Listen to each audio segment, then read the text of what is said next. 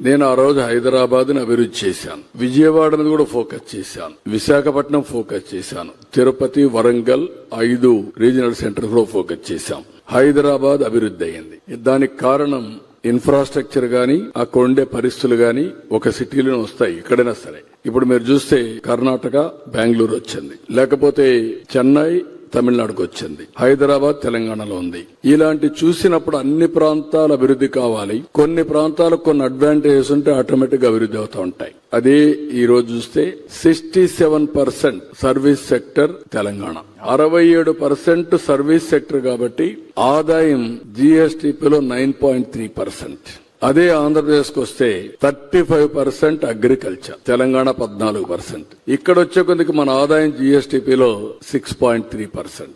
3% జీఎస్టీపీలో రాష్ట్రానికి వచ్చే ఆదాయానికి డిఫరెన్స్ ఉంటుంది. సర్వీస్ సెక్టర్ మాక్సిమం ఇన్కమ్ ఇస్తుంది. అందుకే ఆ రోజు నాలెడ్జ్ ఎకానమీకి వెళ్ళాం, అది నిజమని ప్రూవ్ అయింది.